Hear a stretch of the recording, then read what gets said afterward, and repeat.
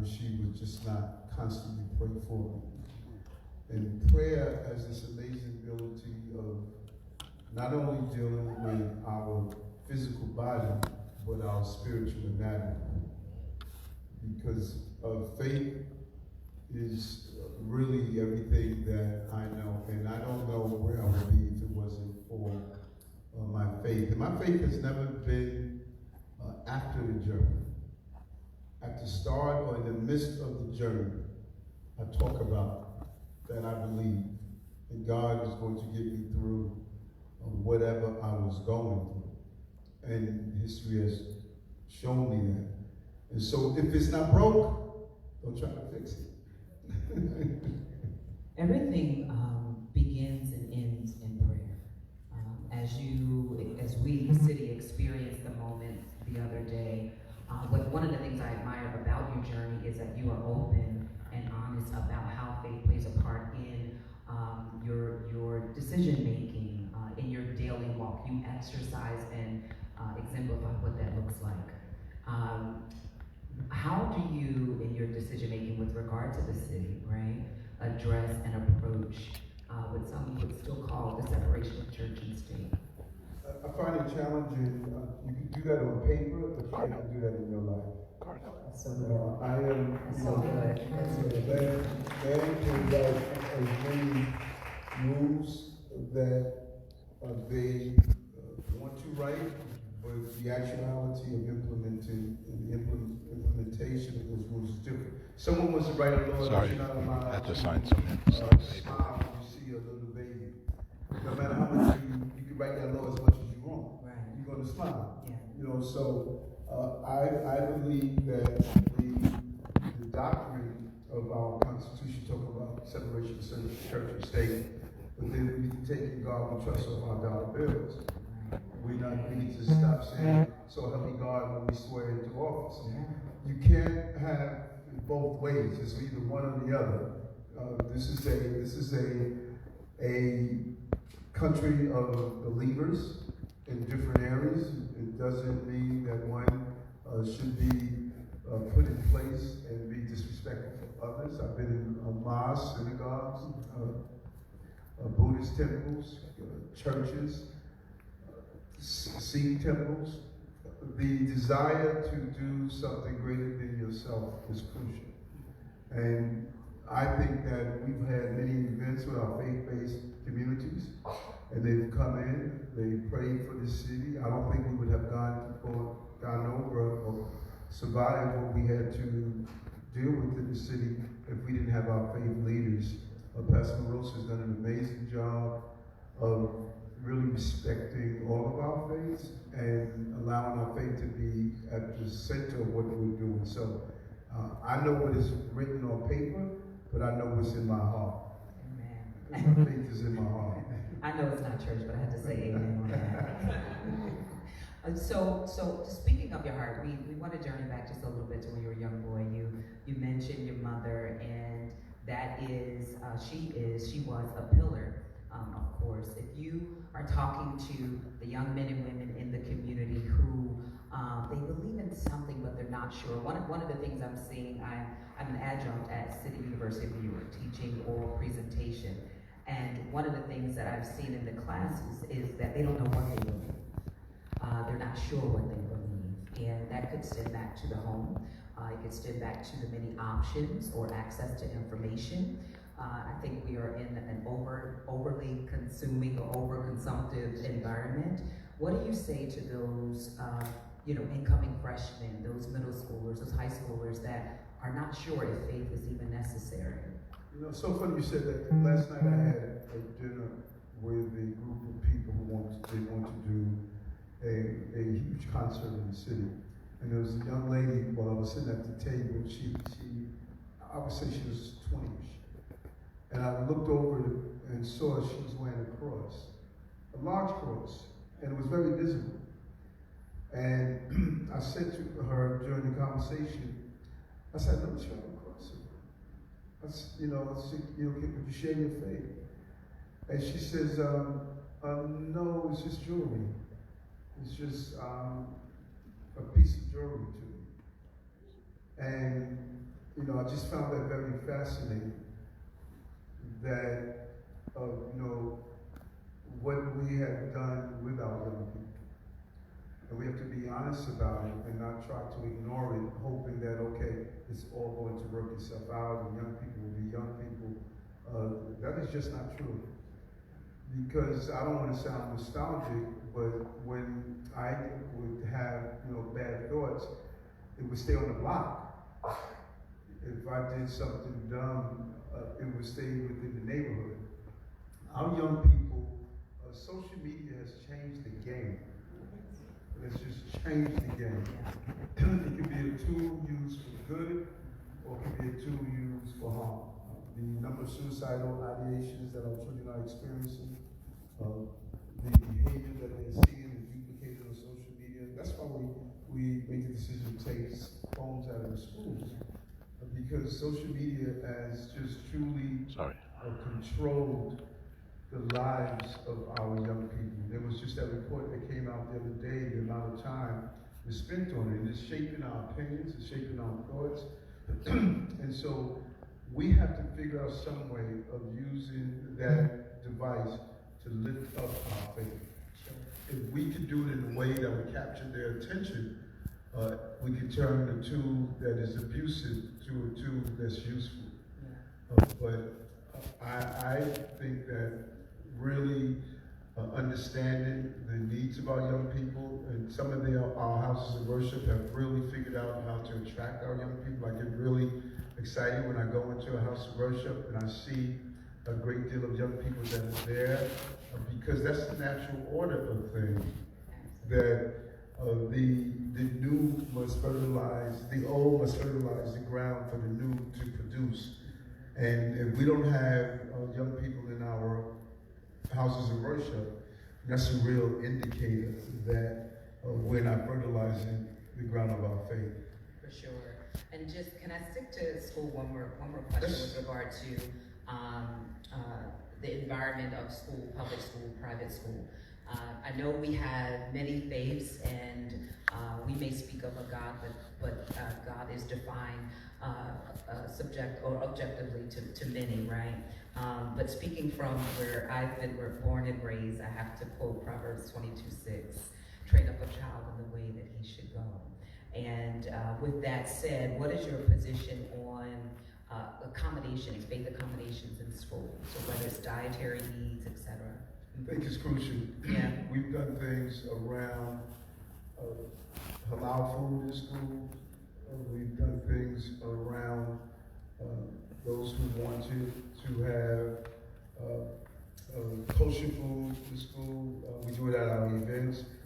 I think faith comes first, and your religious beliefs are paramount, and we need to respect them, not dismiss them. And we have continued to lift that up, and we're going to continue to do so as long as I'm the mayor. I think sometimes as New Yorkers, we forget that you're a human being. You know, you're not. Are you? You're a human, right? And we all have needs. We're not perfect. No one's perfect. And with that in mind, at what age in your life did God become real?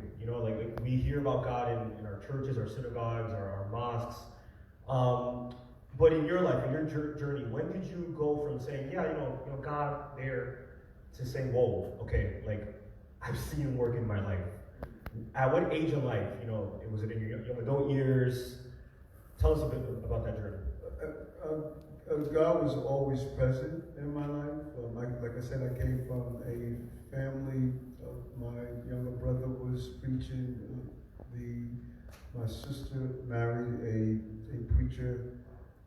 My family has always had faith, and I think all of us, something our faith will wane, and then it reaches a point where it becomes real, and real to you, not based on a tradition that you were raised in, but when it becomes real to you. I think it was probably during the time when I was arrested as a child, and there was truly a presence of God. but I'll never forget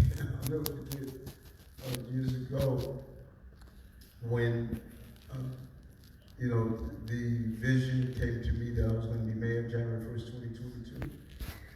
That We was talked about that in the back. yeah. Yeah. That was 30-something years ago. Okay.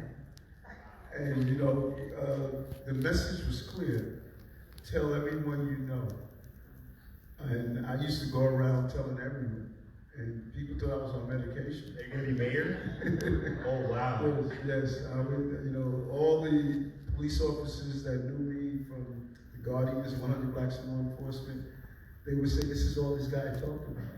That, he's going to be state senator, then he's going to be borough president, and then he's going to be mayor. That was the way it was laid out to me, and I would share it often. And I remember when Bill de Blasio got elected, I remember when Marty Markowitz, or when I won for president, and at our inauguration, I shared, it was one of our events, I forgot exactly what it was, I shared that I am going to, it was actually state senator. I stated that I'm going to do this for a few years, for 4 terms, and then I'm going to become the borough president, and then I'm going to become the mayor. And it's because I believe God. I believe God. And I moved in that area of faith and destiny, and stay committed to that. And there was a purpose that I believe God wanted me to be mayor, because my life was so imperfect that he wanted people who felt as though where they are was who they are. And it is not. So he wanted that young man who was arrested to see that your mayor fell in hard times and was arrested. He wanted that person who had learning disabilities to know the mayor has learning disabilities. People who are in homeless shelters or the verge of homeless, your mayor was there. And so I think God wanted people, not only in the city, but across the globe, that it's not perfection, it's dedication, and it's commitment, and a living example of that. And so that was when I think that as I saw the progression, that I knew that what God plans inside you is real. But you have to believe. I think far too many people don't believe. Believing is not just reading. If God is going to get you through, he's going to get you through. And God didn't bring me this far to bring me this far. That's right. This is not. We're about to have church, man. Yeah. So you are, she said, don't start nothing. You are human, as we've established, but you're a philosopher and a lyricist. And I quote, I didn't win because I'm the best, I won because I'm blessed. Right. Yeah. Right. Tell me about that. If it was ever based on being the best, I'll be in trouble. You know that? It is, just being blessed. Being blessed. I mean, the impossibility of extending to be the mayor of the most important city on the globe with all of those frailties is but God. But God. And I don't quite understand how people don't see when they look over their journey and see how impossible for them to have arrived there, that it's not because it's not who they are, it's because who God is. And you have to acknowledge that. And I acknowledge that fully. And I'm excited about being a believer. Because there's a level of fearlessness that comes with being a believer. If you sit back and God is at the will, you can just relax. So as all of these trials and tribulations that come my way every day, all day, there's just a level of comfort that I have. That, listen, God got this, man. My GPS is on. My God positioned satellite is on. I'm just... God positioned satellite? Right. We have to, that's hashtag. Gotta trademark that.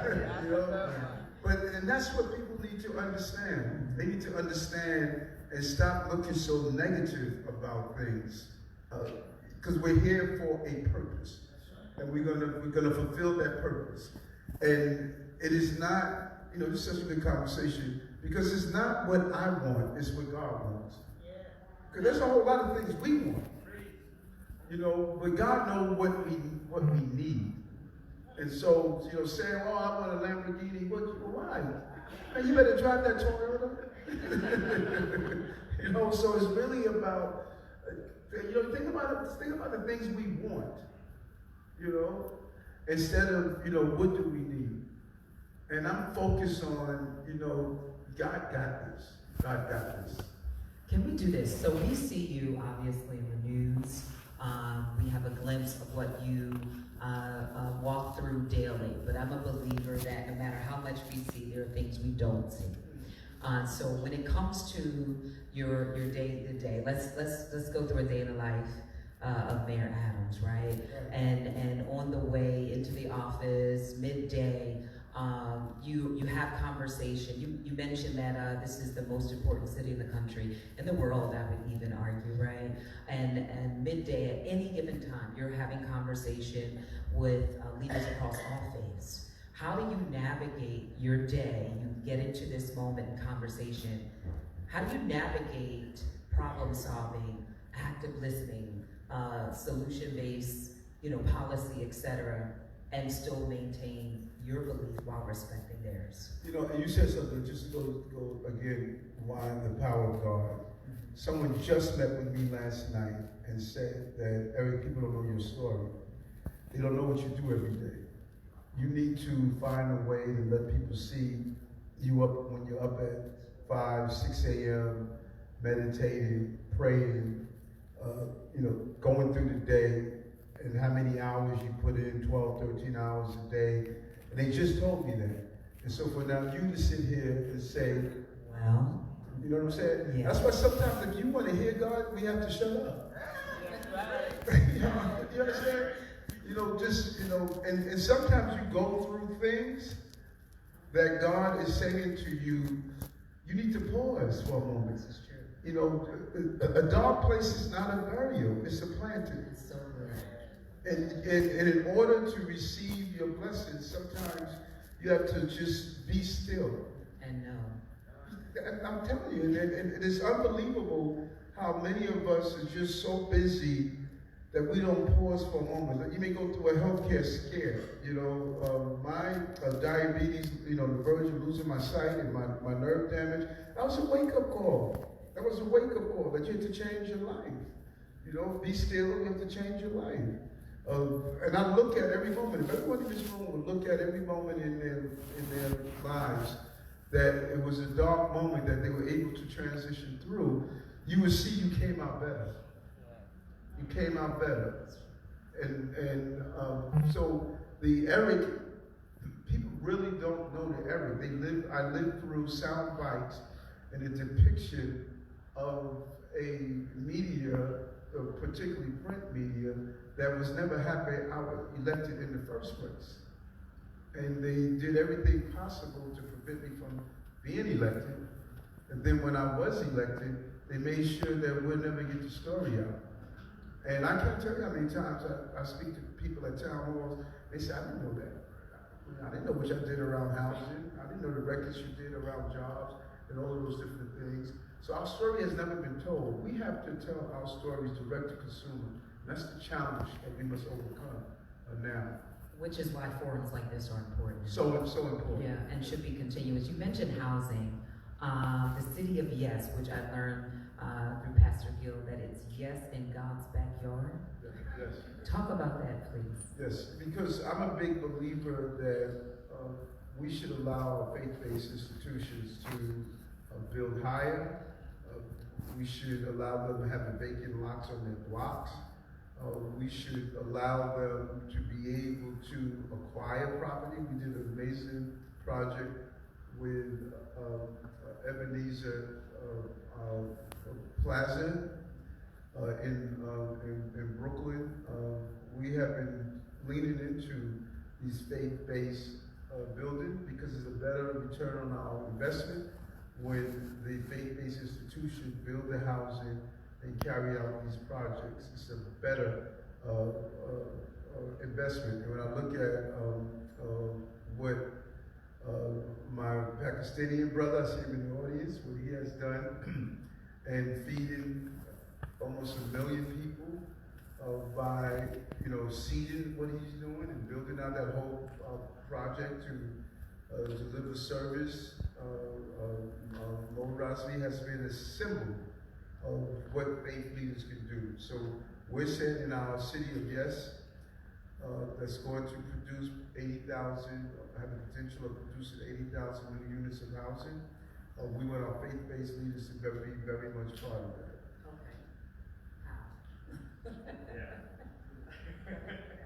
I really wanted to ask you a question, and it kind of goes back a little bit in time, but I think it's important because a lot of faith leaders are here today, and they wonder how they can help.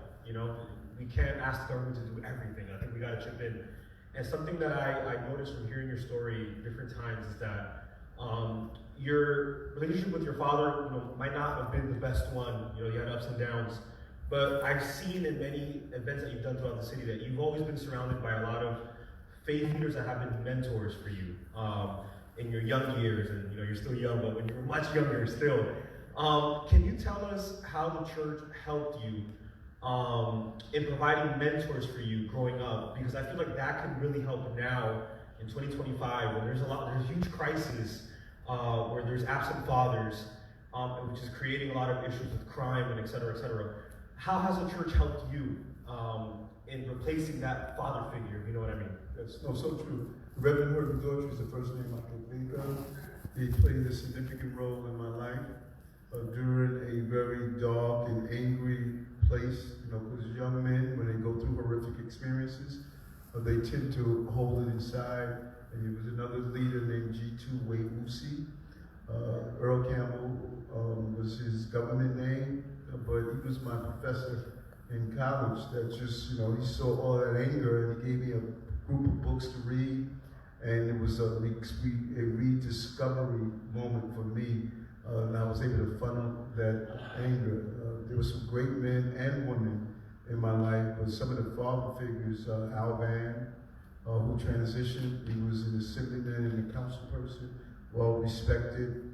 I think of Sam Penn, just some of the names at the top of my head who really just took me under their wings. Lloyd Williams from the Harlem Chamber of Commerce has been extremely supportive throughout time. And some of the people that got into the police department, some of the seniors who were there were real fighters. Roger Abel and others, they were real leaders in the city fighting for justice and public safety. But it played a major role. Moms are always there. You stay connected with the spiritual and biblical cord, even when you're separated from her. But dads have a crucial role in that absence of their father. It impacts a male child. I'm glad I maintain a relationship with my son, and even today we still are able to just enjoy each other. And I'm proud of him, and he's my hero, and I only hope that I can live the life that he wants me to live. I just have one question. I was speaking to Bishop Claudio, I think he's somewhere there, and 4 years ago, when you were running for mayor the first time, he told me, Eric Adams is going to win. And I was like, what? No, Andrew Yang is in the first place right now. And I was like, nah, Bishop Claudio, I don't know what you're thinking, but that's not going to happen. And I saw that you had this confidence. It was crazy. I was like, who is this man? I'm from Queens, so I didn't, don't really go to Brooklyn that much. And then you win the primary, right? And then now I see that you have the same attitude where against the odds, the polls show other things. I don't really believe in polls that much. But can I ask you, is faith playing a part in this journey right now, in this re-election campaign, where even though people are saying other things, you're still confident and sane without going crazy, Right, and that's so important what you just asked me. Because you're right, I was 13 points behind Andrew Yang. I thought he was going to win. I think I was in 4th place, if I recall. But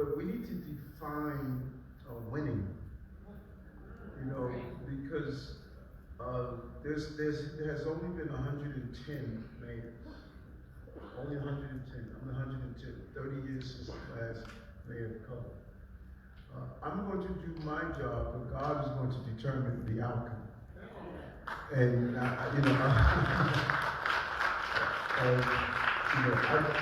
have already won. You know that when I walked around Gracie Mansion when I first came in office, only person of color on that wall was David Dinkins. I'm on the wall. It could be 2 terms, 3 terms, 4 terms. It doesn't matter. There's a sunrise and a sunset. And you got to respect the sunrise and the sunset. And so some folks, they don't know when to leave the ring. So when God determines, you did what I needed you to do, Eric. There's other things that I need you to do. I'm going to respect that. And we're going to do everything we're supposed to do. But at the end of the day, God is going to determine who's the next mayor of the city of New York. It's not going to be Eric Adams. And it's going to be working through me communicating with voters. Those voters will come to the polls and make that determination. But people should never judge themselves by what man defines as success. Judge yourself on who you define as success. And my success to me is living the life that God expects me to live. Right. It's time now. I think Tony has a question for us, which is the mayor. And ask Tony to ask this question. Hi, Mayor Adams. How are you? Well, I'm really good at being here with you. I don't think this is a surreal experience like somebody said in the media, but I think you have a really real experience when you wake up in the morning, you meditate, you pray.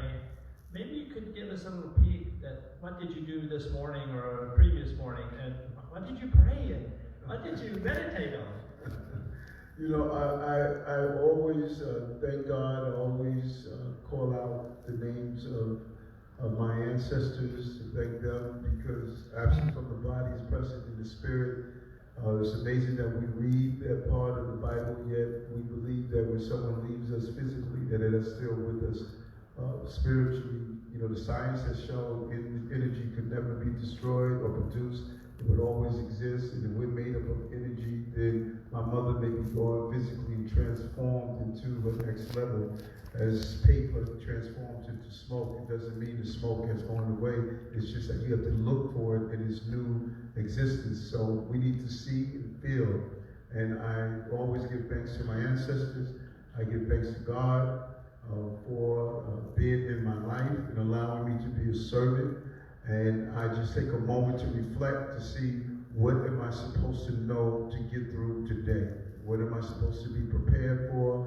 And just prepare myself for it. Because, being a mayor of the city, anything can happen at any given day, and you need to be prepared for what it brings. And so this morning, for example, I knew I was going to the precinct to speak to the police officers who was assigned to Officer Islam's precinct. And so I asked God to give me the words to give them comfort and to show them how we respect them as a profession. And that was my call this morning as I went to the 6:30 roll call. But that is the start of my day. I start my day and I end my night with giving thanks to God and giving thanks to the ancestors. The city has changed a lot. I know that Parkchester Jame Masjid started in 1987, where Officer Islam was taken. The city is so much changed. It used to be called Sodom and Gomorrah, or the Sector City, and now it's something different because there's faith all over the place. There's faith in the mayor's office. How do you describe the change from those days to these days, and what kind of new leader do we need for these days? So true. People are looking for authentic ways to deal with their pain. Because people are hurting. The soulful ballad says, if you take a close look at my face, you'll see my smile is out of place in the tracks of my tears. And, as I walk through the streets and I listen to some of the terminology that people use even when they disagree with each other, it has become a very challenging way to disagree. People are afraid to disagree, to engage in conversation like this. There was someone at the vigil we had yesterday, as we talked about the 4 lives that we lost, 5 in total. And as we were walking out, people were using the level of vulgarity. It was just unbelievable. When you are hurt, you want to hurt. And, I think that it's imperative that we just really start to think about some of the things we say and what we do to each other. Because you can't fight for a cause when you're trying to destroy a cause. It just doesn't work that way. If you're fighting to stop the death of someone, families, then you can't be calling for the death of someone's families. If you're fighting to make sure that we have housing for everyone, you cannot be blocking housing on your block.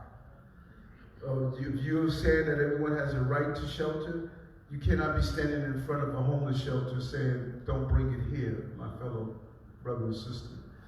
And so I just think that we need to acknowledge the fact that we are in pain.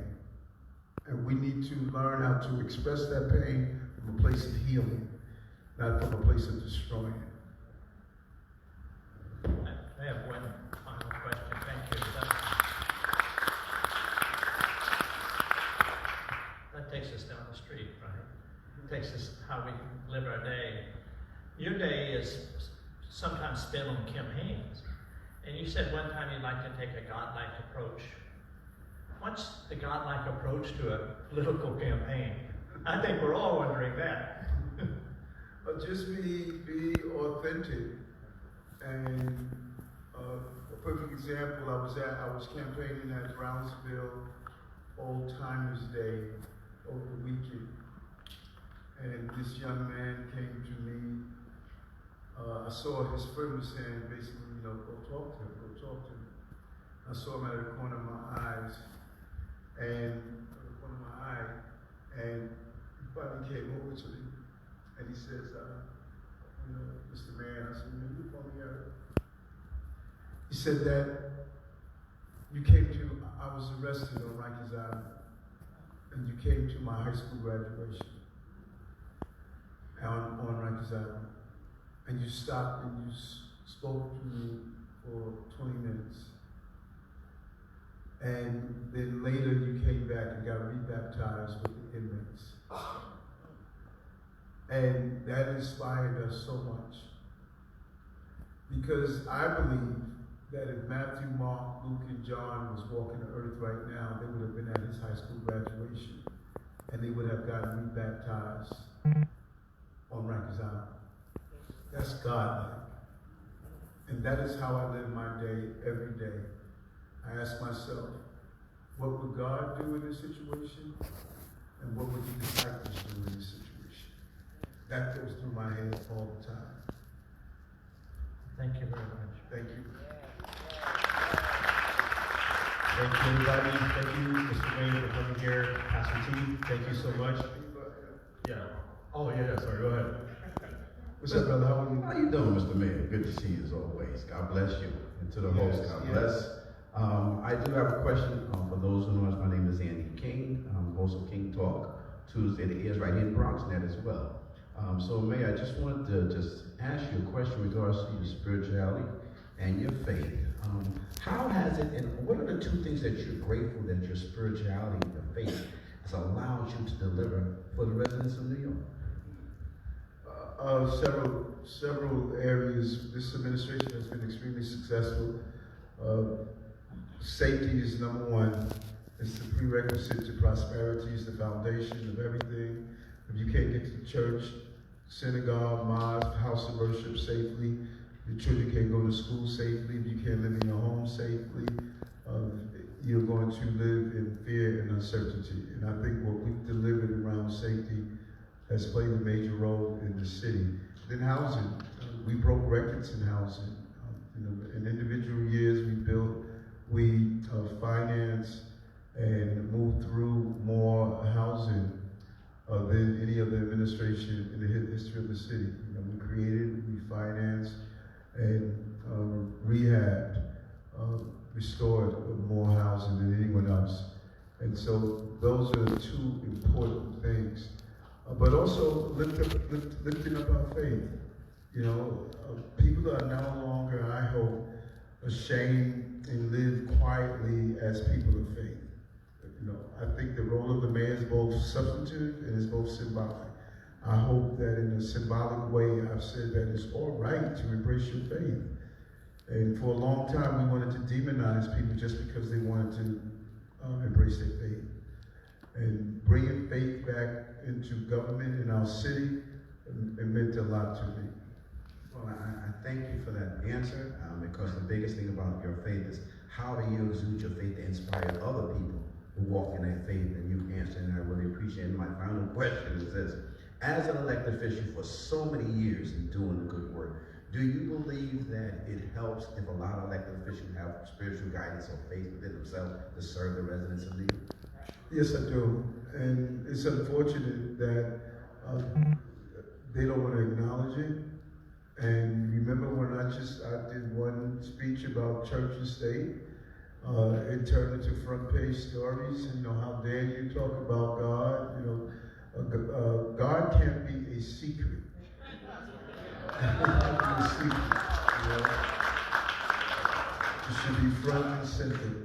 And I think other electeds should talk about their faith and what it means to them. And it's not forcing others to embrace your faith. Your faith is your personal experience. And I think it's imperative to do so. Much success. God bless you in your endeavor. He has. May the good Lord be with you. Be well. Thank you, Mr. Mayor. Mr. Mayor, last question before we wrap it up. I think it's a question that involves everyone here. What can the faith community do? I'm a pastor, she's also a pastor as well. What can we do to help you, to help the city? I think it's a very important question. It's a call to action in reality. And you have already, you know, from food pantries to counseling people in time of needs, to joining us when we had to go out and someone's a victim of offense, of a crime, speaking to, you know, young people, the faith-based community that's on Rikers Island right now. We have our Buddhist monks on Rikers Island, great brothers doing Babalas No More on Rikers Island, Lala Anthony, what she's doing. You have already. There's no getting around the fact that the faith-based community has really immersed themselves into the betterment of our city. What you did around migrants and asylum seekers, to make sure that no child or family slept on the streets of the city of New York. You have been amazing. And I think to continue, encourage people to register to vote. You have a right to do that. It's not even who they vote for, not vote for. Use their power to register to vote to determine what they want the city to look like. But if I had to ask myself in my most ideal setting to say what we need from our faith-based community, what I hope I would have gotten from them in the 3 years and 7 months, I got more than I could ever expect. They were there on every area, standing firm and letting us know this is a city of faith. Well, thank you so much. Thank you. Thank you, Pastor T. Thank you, everybody, for coming to this morning, this afternoon. And Pastor Bill's going to finish off. Okay, I guess we're done.